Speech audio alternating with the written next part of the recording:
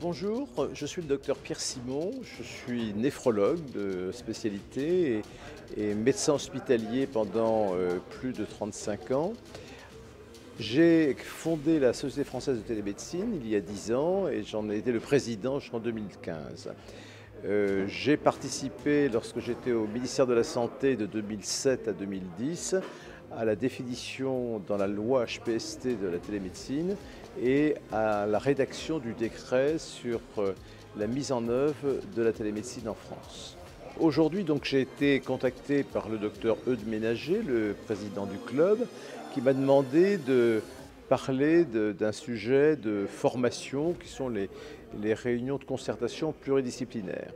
J'ai en fait élargi mon propos à la téléexpertise. La téléexpertise est une pratique de télémédecine qui figure au décret de télémédecine du 19 octobre 2010 et qui n'est pas très bien connue. Donc j'ai tenu à expliquer ce qu'est la téléexpertise. Bien évidemment, c'est, selon la définition, un dialogue entre professionnels de santé médicaux sur la base d'un dossier du patient pour améliorer la prise en charge et la continuité des soins et également, dans certains cas, faire un premier tri sur le besoin ou non d'une consultation en face à face spécialisée.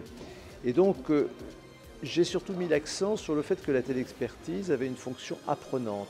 C'est-à-dire que le fait que deux médecins dialoguent entre eux, mutualisent leur savoir réciproque, permet à chacun des médecins d'améliorer ses connaissances. Et en particulier, nous avons des exemples tout à fait remarquables dans le domaine, par exemple, de la télédermatologie, où le fait que des médecins de soins primaires adressaient des photos de tumeurs cutanées aux dermatologues pour savoir si la tumeur était bénigne ou maligne.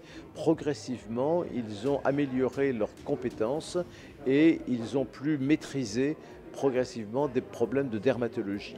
Et il y a beaucoup d'autres spécialités. Je suis néphrologue et j'ai pratiqué beaucoup la téléexpertise en néphrologie, où les médecins généralistes demandaient l'interprétation de dosage de créatinine, par exemple. Eh bien, le fait de dialoguer avec les médecins généralistes a permis de leur donner une meilleure compétence sur l'interprétation de ces données biologiques et d'éviter en particulier des consultations néphrologiques qui n'étaient pas nécessaires.